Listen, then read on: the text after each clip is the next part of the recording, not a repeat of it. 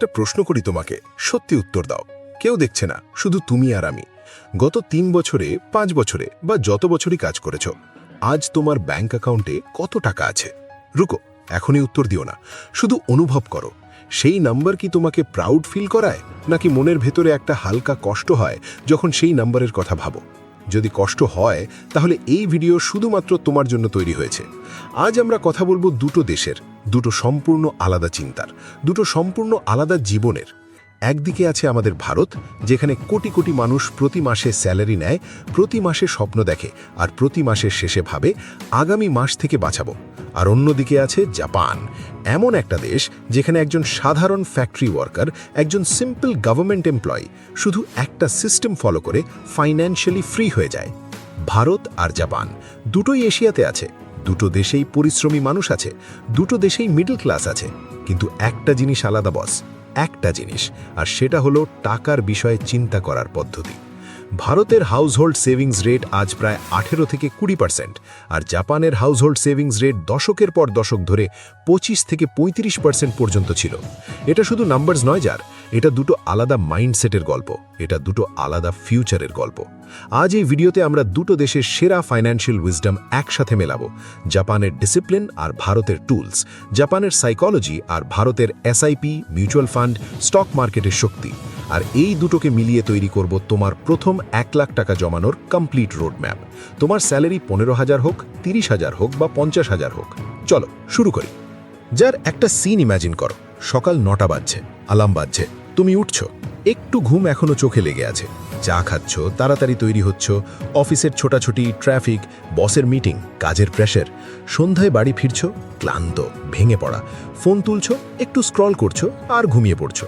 পরের দিন সেই একই রুটিন, আর তারপর আসে সেই দিন, মাসের সেই একটা বিশেষ দিন, স্যালারি ক্রেডিট হয়ে গেছে। ব্যাস, সেই এক মুহূর্তে একটা হালকা খুশি আসে, ফোনে নোটিফিকেশন আসে, অ্যাকাউন্টে টাকা দেখা যায়, আর এক মুহূর্তের জন্য মনে হয় হ্যাঁ যার, এখন সব ঠিক হয়ে যাবে। কিন্তু তারপর কি হয়? প্রথম দিন রেন্ট কেটে গেল, দ্বিতীয় দিন ইলেকট্রিসিটি বিল, ফোন বিল, ইন্টারনেট বিল, তৃতীয় দিন গ্রোসারি, এক সপ্তাহের মধ্যে ইএমআই, আর তারপর বাচ্চার স্কুল ফিস বা বাড়িতে কোনো দরকার। আর যার মাসের 10 তারিখের মধ্যে স্যালারির অর্ধেক চলে গেছে, বাকি অর্ধেক সেটা ধীরে ধীরে খাওয়ায়, বাইরে ঘুরতে যেতে শেষ হয়ে যায়, আর মাসের শেষে ব্যাংক অ্যাকাউন্ট আবার সেই প্রায় খালি। সত্যি বলো যার, এই গল্পটা কি তোমার? যদি হ্যাঁ, তাহলে তুমি একা নও। ভারতে 70%-এরও বেশি স্যালারিড মানুষের কাছে 1 মাসের স্যালারির সমান এমার্জেন্সি ফান্ড নেই। মানে যদি পরের মাস স্যালারি না আসে, তাহলে জীবন থেমে যাবে। এটা ভয়ঙ্কর না? কিন্তু এর চেয়েও ভয়ঙ্কর হলো আমরা এটাকে নর্মাল মেনে নিয়েছি। আর এখন একটু ভাবো, এই একই পৃথিবীতে, এই একই সময় জাপানের ওসাকা শহরে একজন 35 বছরের মানুষ আছে, নাম কেনজি। সে একটা ম্যানুফ্যাকচারিং কোম্পানিতে কাজ করে, স্যালারি ইকুইভ্যালেন্টে প্রায় 40 থেকে 45,000 টাকা পার মান্থ। বহুত বেশি নয়, আমাদের যে কোনো মিডল ক্লাস ইন্ডিয়ানের মতোই। কিন্তু কেনজির কাছে আজ 35 বছর বয়সে 20 লাখ টাকার বেশি সেভিংস আছে, তার এমার্জেন্সি ফান্ড আছে, তার ইনভেস্টমেন্ট আছে, আর সে ফাইন্যান্সিয়ালি অ্যাংশাস নয়। কিভাবে? এই প্রশ্নটাই আজ পুরো ভিডিওর হৃদয়। ভারতে পয়সা খরচ হওয়ার 3টে সবচেয়ে বড় সাইলেন্ট কিলার আছে। প্রথমটা হলো লাইফস্টাইল ইনফ্লেশন। যত স্যালারি বাড়ে, খরচও বেড়ে যায়।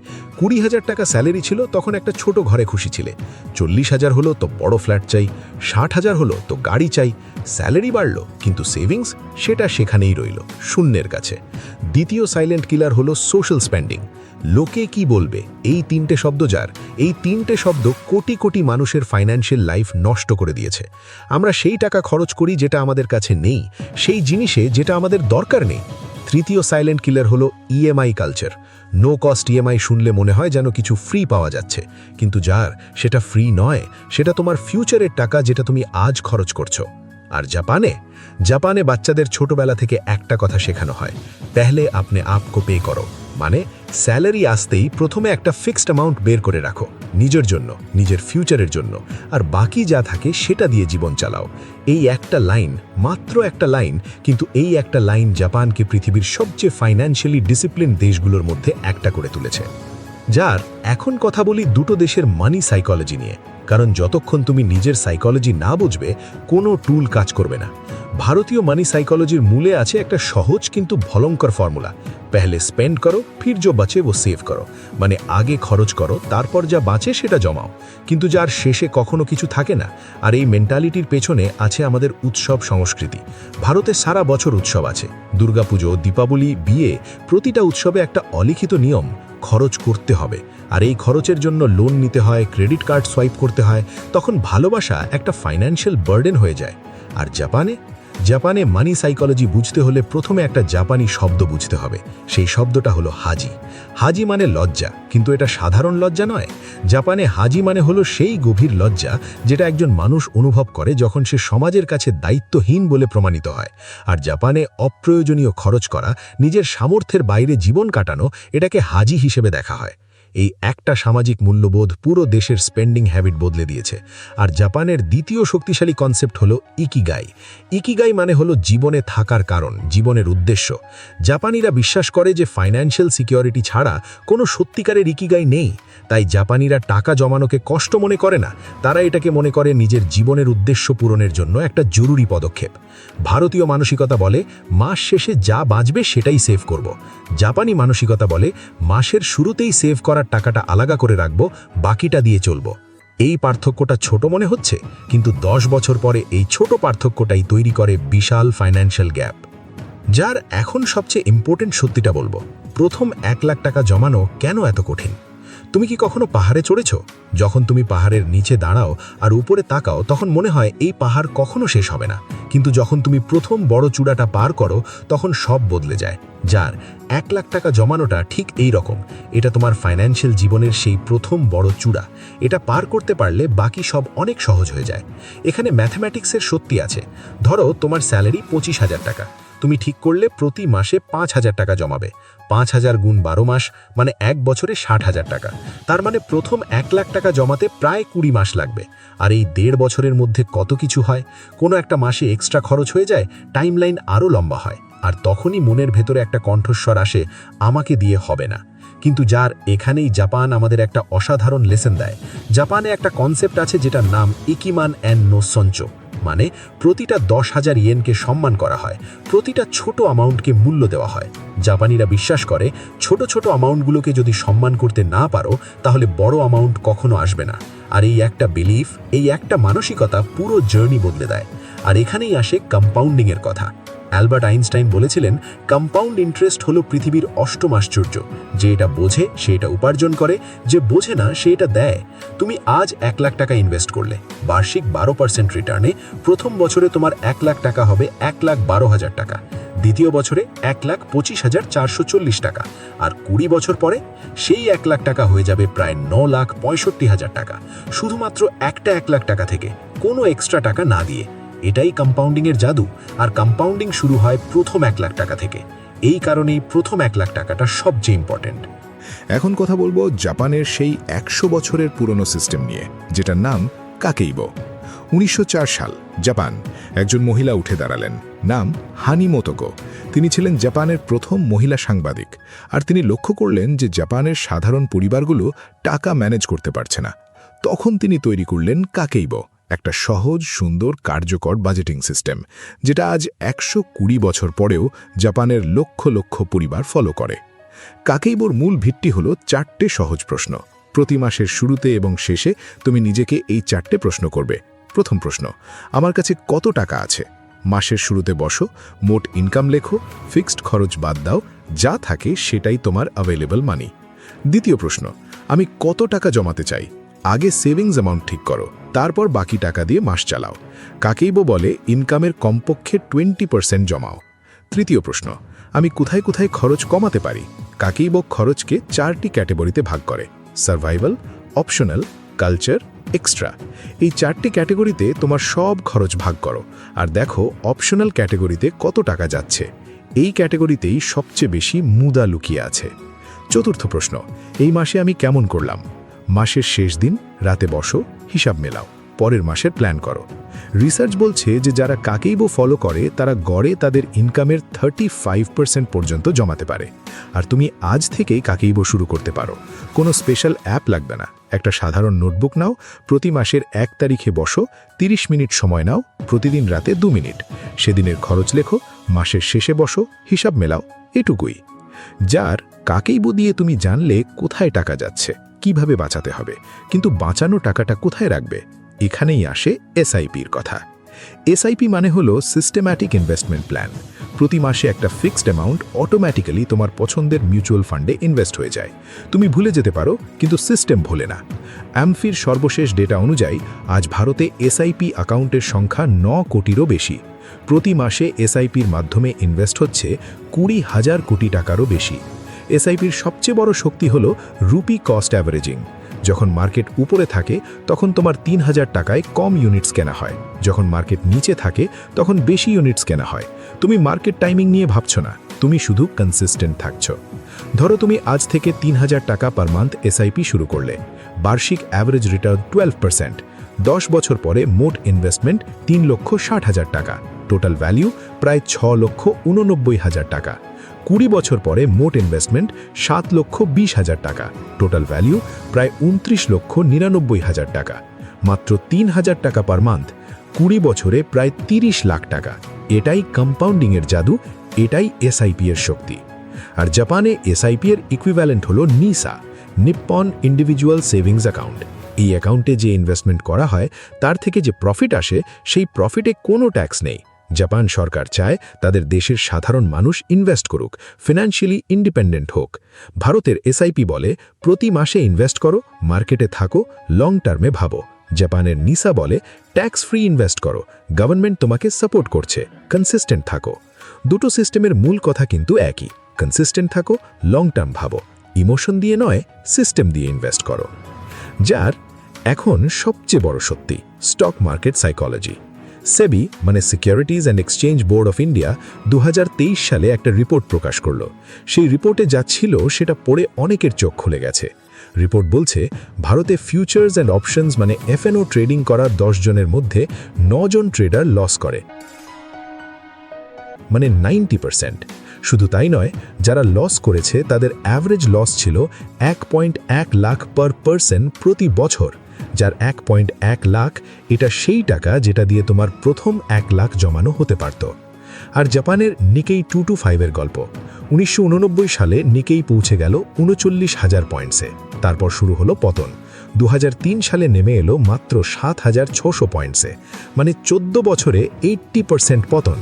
কিন্তু যে জাপানিজ ইনভেস্টররা ধৈর্য রেখেছিল, প্যানিক করে সেল করেনি, 2024 সালে নিকেই আবার পৌঁছে গেছে 39,000-এর উপরে। মানে যে ইনভেস্ট করে ধৈর্য রেখেছিল সে আজ সেই টাকা ফিরে পেয়েছে। মার্কেট সব সময় রিকভার করে যদি তুমি ধৈর্য রাখতে পারো। আর ওয়ারেন বাফেট 2020 সালে জাপানের 5টা বড় ট্রেডিং কোম্পানিতে ইনভেস্ট করলেন। সবাই অবাক। বাফেটের উত্তর ছিল সহজ, এই কোম্পানিগুলো সৎ, কনসিস্টেন্ট, আর তারা শেয়ার হোল্ডারদের ভ্যালু দেয়। এটাই সত্যিকারের ইনভেস্টমেন্টের ভিত্তি। যার এখন সম্পূর্ণ 1 lakh road map. India Japan hybrid সিস্টেমের 3টে পিলার আছে। প্রথম পিলার প্রোটেক্ট, মানে এমার্জেন্সি ফান্ড তৈরি করো। দ্বিতীয় পিলার সেভ, মানে নিজেকে আগে পে করো, এসআইপি শুরু করো। তৃতীয় পিলার গ্রো, মানে টাকাকে কাজে লাগাও, ইনভেস্ট করো। এই 3টে পিলার এই ক্রমেই, কোনো স্টেপ স্কিপ করা যাবে না। তোমার স্যালারি যদি 15,000 থেকে 25,000 হয়, কাকেইবো শুরু করো। প্রতি মাসে 3,000 টাকা বাঁচাও, প্রথম 3 মাস পুরোটাই এমার্জেন্সি ফান্ডে রাখো। চতুর্থ মাস থেকে 2,000 টাকা এসআইপি করো একটা ভালো লার্জ ক্যাপ বা ইন্ডেক্স ফান্ডে। 20 থেকে 24 মাসে তোমার প্রথম 1 লাখ টাকা। তোমার স্যালারি যদি 50,000 থেকে 55,000 হয়, তাহলে 50-30-20 রুল ফলো করো। 50% নিডসে, 30% ওয়ান্টসে, 20% সেভিংস এবং ইনভেস্টমেন্টে। ধরো স্যালারি 35,000, 7,000 সেভিংসে, 2,000 এমার্জেন্সি ফান্ডে, 4,000 SIP, 1,000 short term goal fund. 14 থেকে 16 মাসে প্রথম 1 লাখ টাকা। তোমার স্যালারি যদি 50,000-এর বেশি হয়, তাহলে রিভার্স বাজেটিং করো। স্যালারি আসতেই 15,000 এসআইপিতে, 5,000 এমার্জেন্সি ফান্ডে, 5,000 শর্ট টার্ম গোলে। অটো ডেবিট সেট করো। তুমি আর বাঁচানোর কথা ভাবছো না, সিস্টেমই বাঁচাচ্ছে। 6 থেকে 8 মাসে প্রথম 1 লাখ টাকা। যার এখন একটা সত্যিকারের ভয়ের কথা বলবো, ইনফ্লেশন। আজ তোমার হাতে 10,000 টাকা আছে, তুমি সেটা বালিশের নিচে রেখে দিলে। 1 বছর পরে সেই 10,000 টাকার ভ্যালু কত হবে? টাকার সংখ্যা কমেনি, কিন্তু সেই টাকার শক্তি করে গেছে।